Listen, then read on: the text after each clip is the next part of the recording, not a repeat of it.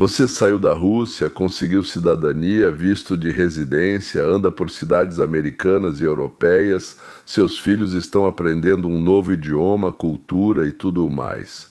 Parece que todo o pior ficou para trás, lá no passado, e então você descobre que seu telefone em algum momento se transformou em uma escuta. Um programa espião especial teve acesso total à câmera, ao microfone, às mensagens, aos contatos, a toda a sua vida.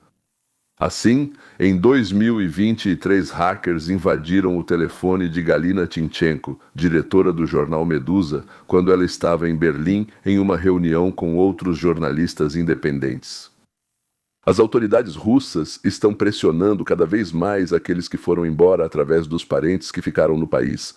Por exemplo, o pai do aliado de Navalny, Yuri Zdanov, está enfrentando um processo criminal. Outros ativistas relatam que seus filhos estão sendo ameaçados de serem convocados para a guerra em resposta às atividades dos próprios ativistas no exterior. Famílias da Sibéria e do Extremo Oriente contam como seus filhos estão sendo enviados para servir nas unidades mais perigosas, ou são privados da oportunidade de estudar apenas porque os pais continuam a se manifestar, mesmo já morando no exterior. Tudo isso são elementos de um mesmo sistema. Um sistema em que a Rússia tenta controlar e intimidar seus cidadãos e ex-cidadãos muito além de suas próprias fronteiras, usando assassinatos, programas de espionagem e pressão sobre os familiares. Na verdade, tudo o que eles conseguem imaginar. Neste vídeo, quero falar sobre como essa máquina funciona em relação à diáspora de língua russa, o que acontece com os imigrantes, com suas famílias, se temos alguma chance de estar seguros e, ao mesmo tempo, não ficar em silêncio. Não importa se você foi embora há 20 anos, se saiu recentemente ou se nunca foi cidadão da Federação Russa, mas fala russo. A questão da segurança e da influência da Rússia nos países onde vivemos ainda diz respeito a você, porque eles em Moscou decidiram que isso diz respeito a eles. Nos últimos anos, Moscou tem se comportado de forma cada vez mais ativa, não só dentro do país, mas também fora dele. Desde tentativas de influenciar eleições e campanhas de informação, até intimidação direta de imigrantes e pressão sobre suas famílias. Esse fenômeno recebeu o nome de repressão transnacional, quando o Estado persegue seus críticos e opositores no exterior, usando de tudo, desde espionagem, vigilância até a Interpol e ameaças aparentes. Neste vídeo vou analisar quais estruturas da Rússia trabalham com a diáspora e para quê, como funciona a vigilância, as denúncias e a pressão através de familiares. Quais riscos aguardam ativistas, jornalistas e pessoas comuns que simplesmente se expressam abertamente no exterior? E o mais importante, as regras de segurança. Como reduzir, se não eliminar completamente o risco? Evitar o risco em 100% é impossível, mas é possível reduzi-lo significativamente. Vamos começar com a pergunta: por que a Rússia precisa de uma diáspora de língua russa no exterior? A versão oficial é a seguinte: proteger os direitos dos compatriotas no exterior. De forma alguma me considero compatriota deles, mas já que falo russo, então para eles sou compatriota. Desenvolvimento da cultura, da língua russa, monumentos, festivais, dias da Rússia, desfile do regimento. Para isso, existe todo um conjunto de estruturas, desde o Ministério das Relações Exteriores e a Rossotrudnichestvo até o Fundo de Apoio aos Compatriotas. Tudo isso são estruturas absolutamente de espionagem, de pressão, nada mais. Mas além da camada cultural, existe também uma camada política. A diáspora está envolvida nas eleições, eles têm eleições lá, a diáspora pode dar uma certa quantidade de votos. São comunidades organizadas que podem sair às ruas, escrever petições, influenciar políticos locais em diferentes países. O Kremlin tenta usar isso como um elemento de soft power. Através dos centros culturais Casa da Rússia, associações de compatriotas e coisas do tipo. Em vários casos, essas estruturas se tornam canais para promover a agenda pró-Rússia. Participação em manifestações contra a russofobia, sim, organização de campanhas contra sanções ou em apoio a certos políticos na Europa e em outras regiões que agradam, que são do interesse, que são promovidos por Moscou. Ao mesmo tempo, vemos o outro lado, a transição da influência suave para a intimidação. As autoridades russas apostam cada vez mais na demonstração aberta de força e intimidação, inclusive no exterior. Desde o envenenamento de ex-agentes de inteligência, assassinatos de opositores chechenos na Europa, até processos criminais contra imigrantes e acusações de fake news e extremismo por postagens em redes sociais. Ou seja, você está na Inglaterra, nos Estados Unidos, no Canadá, em Israel, e compartilha ou escreve você mesmo, não a guerra. Eles não gostam disso. Por uma única entrevista e alguns posts no Telegram, a ex-apresentadora da TV estatal Farida Kurmangalieva, vivendo fora da Rússia, foi condenada e recebeu 8 anos de prisão à revelia. Se cair nas mãos deles, Evgeny Chichvarkin também vai cumprir pena. Acho que muitos o conhecem. O ex-proprietário da Euroset já mora há muito tempo em Londres. É um crítico muito aberto do Kremlin. Em fevereiro de 2026, o tribunal acabou de condená-lo a 9 anos de prisão à revelia por espalhar notícias falsas sobre a guerra. Ele é empresário, mora no Reino Unido e enfrenta um processo criminal na Rússia por suas declarações no Ocidente. O político liberal deixou a Rússia, mas em 2023 foi aberto um processo contra ele por espalhar notícias falsas sobre o exército. O motivo foram suas postagens no Facebook e no Telegram. Ele já mora no exterior, apenas publicava, não tem nenhuma relação com isso. Segundo dados do OVD, em 2025 houve 46 novos processos pelo artigo 207.3, notícias falsas sobre o Exército, principalmente por declarações anti-guerra, e pelo menos 15 processos pelo artigo 283, isso é descredibilização do Exército. Entre eles, há processos contra jornalistas, 4 funcionários do canal de TV 12AG, que no momento da abertura do processo já trabalhavam fora da Rússia há muito tempo. Ou seja, eles relatam algo em algum canal, os russos não gostam disso, eles organizam um julgamento, aguardam que essas pessoas sejam capturadas. Repressão transnacional é quando o Estado tenta controlar, intimidar ou punir seus cidadãos ou ex-cidadãos fora do país. Tenho 51 anos, não sou cidadão, paguei para renunciar à cidadania, eles me venderam a renúncia. Mesmo assim eu falo russo, então posso ser alvo do carinho especial deles. A Rússia está consistentemente entre os líderes em termos de crueldade dos métodos. No arsenal deles estão a vigilância e ataques de hackers contra ativistas e jornalistas, ameaças aos familiares. Graças a Deus, eu não tenho ninguém. Processos criminais que ficaram na Rússia por postagens e declarações feitas no exterior, abusos. Ou seja, eles conseguem usar a Interpol e a assistência jurídica internacional para perseguir opositores, claro que mentem para a Interpol, mas o principal para eles é que alguma coisa ruim aconteça com você, para que você fique com medo. Nos últimos anos, aos métodos tradicionais se somou a vigilância digital.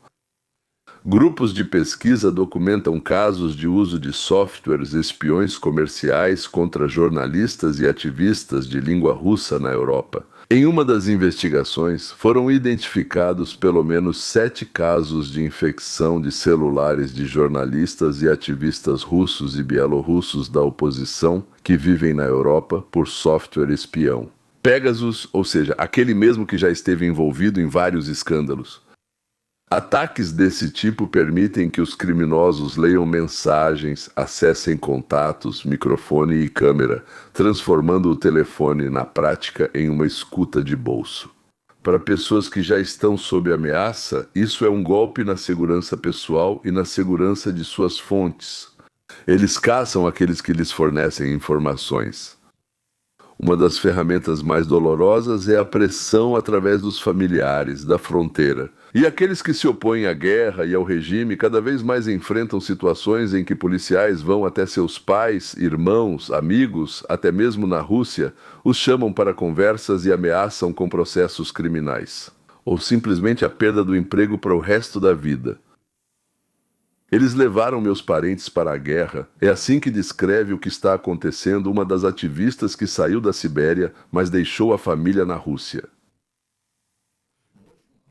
Moscow Times. Fala-se abertamente sobre a perseguição de parentes e críticos, um esquema já bem conhecido, mas com o início da guerra, a prática se tornou em massa. Envio para a guerra, renúncia pública.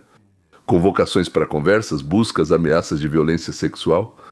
A Human Rights Watch descreve separadamente como parentes de ativistas emigrantes foram detidos em massa, mantidos sob custódia e ameaçados para forçar os próprios ativistas a se calarem no exterior.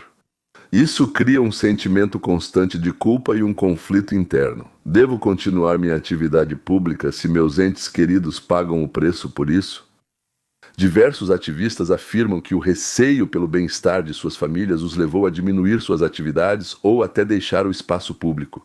Mas apesar de tudo isso, os falantes de russo no exterior não são apenas objeto de pressão, mas também sujeitos políticos em países da Europa, Estados Unidos, Canadá, Israel e outros. A diáspora russófona tornou-se um fator político significativo. As pessoas participam de manifestações contra a guerra, ajudam refugiados da Ucrânia, apoiam presos políticos e interagem com deputados locais. Os falantes de russo podem votar em eleições locais e nacionais, participar de partidos, organizações sociais, trabalhar com ONGs locais e grupos de direitos humanos. Já existem exemplos em que os falantes de russo ajudaram a levantar o tema das repressões transnacionais e da interferência estrangeira nos parlamentos nacionais. Participaram de investigações e relatórios que descreviam a prática de intimidação e interferência da Rússia e de outros regimes autoritários. Existem alguns exemplos realmente documentados em que falantes de russo levantaram a questão das repressões transnacionais e da interferência da Rússia em nível de parlamentos e grandes instituições internacionais. Por exemplo, a pesquisadora da Freedom House, Yana Gorokovskaya, que é da Rússia, trabalha com o tema diáspora, repressão e regularmente atua como especialista perante o Congresso dos Estados Unidos e o Parlamento Europeu, inclusive sobre a perseguição russa a imigrantes e diásporas. No Comitê de Segurança Pública da Câmara dos Comuns, houve uma audiência sobre interferência estrangeira e repressão transnacional, onde representantes da comunidade de língua russa, incluindo Yuri Novodvorsky, participaram como testemunhas. Ele fundou a Aliança Democrática Russo-Canadense. Nessas audiências foram discutidos casos específicos de pressão exercida pelos braços do Kremlin no Canadá, casos concretos de pressão, vigilância, ameaças, bem como tentativas de influência. Mídias de língua russa, assim como organizações e participantes russófonos, explicaram diretamente aos deputados como funciona o fenômeno da intimidação de Moscou através da diáspora. Influenciar os países nos quais nos estabelecemos. Em 2023, a Assembleia Parlamentar do Conselho da Europa aprovou o relatório Repressão Transnacional, onde os assassinatos, tentativas de assassinato e pressão sobre imigrantes por parte da Rússia foram chamados de exemplo mais flagrante. Programas estatais de perseguição a dissidentes no exterior, o exemplo mais flagrante de todos. O relatório descreve as tentativas de sequestro do jornalista Roman Dobrokotov em Berlim, o abuso dos chamados alertas vermelhos da Interpol, ameaças e vigilância contra imigrantes russos e destaca que isso não é um problema local, mas uma ameaça à soberania dos países que nos acolheram. Lobismo é uma palavra que no espaço pós-soviético soa quase como um xingamento, mas na essência é apenas um trabalho organizado para promover interesses. Comunidades russófonas já fazem isso. Eles explicam aos políticos locais como funcionam as repressões na Rússia, buscam sanções, apoiam programas de ajuda a refugiados, imigrantes políticos e se manifestam contra a deportação de pessoas que correm risco de perseguição. Quanto mais organizados forem esses esforços por meio de associações, grupos de iniciativa e fundações, maiores serão as chances de que a voz da diáspora seja ouvida. Se você vive fora da Rússia e se expressa abertamente, algumas regras básicas de segurança agora se tornam norma. Em primeiro lugar, higiene digital. Não é recomendável usar o mesmo telefone e as mesmas contas para a vida pessoal e para atividades sensíveis. Ative a autenticação em 2 etapas. Mantenha seu dispositivo atualizado e desconfie de links e anexos estranhos, especialmente de remetentes desconhecidos. Em segundo lugar, pense na segurança da família e converse antes para saber se estão prontos para possíveis visitas da polícia ou questionamentos sobre suas atividades. Quais são os limites deles? Às vezes, é melhor reduzir a visibilidade de certos vínculos com antecedência do que tentar apagar tudo às pressas depois. Normalmente, você não consegue apagar tudo. Em terceiro lugar, não fique sozinho. Ativistas de língua russa, jornalistas e simplesmente pessoas engajadas encontram apoio uns nos outros. Assim como em ONGs locais e internacionais que trabalham com direitos humanos e apoio a imigrantes, assistência psicológica, suporte emocional e até mesmo ajuda prática do dia a dia. E por fim, é importante lembrar que o medo faz parte do arsenal de qualquer regime autoritário. O objetivo desses sistemas é fazer você se calar mesmo a milhares de quilômetros de suas fronteiras. Mas são justamente os falantes de russo no exterior que hoje possuem uma liberdade de expressão única e a capacidade de influenciar a política dos países onde vivemos. Se você mora nos Estados Unidos e sente pressão dos serviços secretos russos, é importante mudar imediatamente do modo de problema pessoal para o modo de proteção sua e do país onde você vive agora. Indícios de que não é mais paranoia e sim pressão.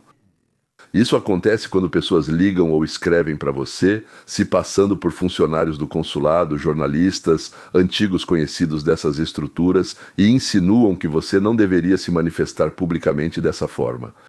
Propõem um encontro para discutir colaboração, falam sobre seus pais, filhos, irmãos na Rússia, dizendo que eles podem ter problemas e perguntam por que você precisa disso.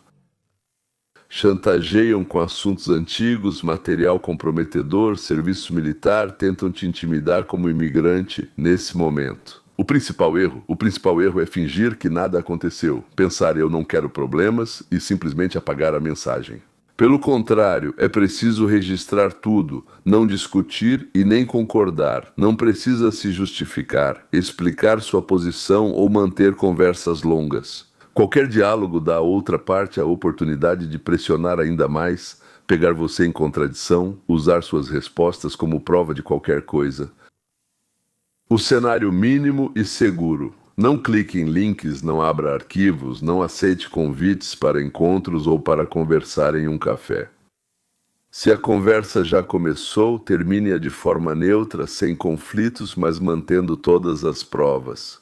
Você deve registrar tudo a partir do momento em que perceber que foi contatado.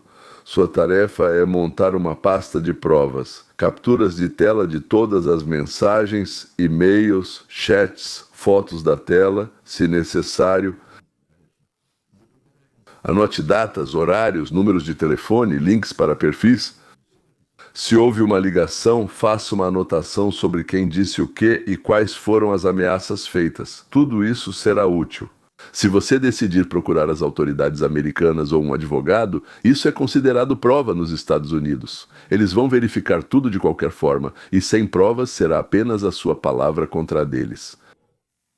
Nos Estados Unidos, você não está delatando ninguém. Ninguém interpreta sua mensagem dessa forma. O que fazer depois disso?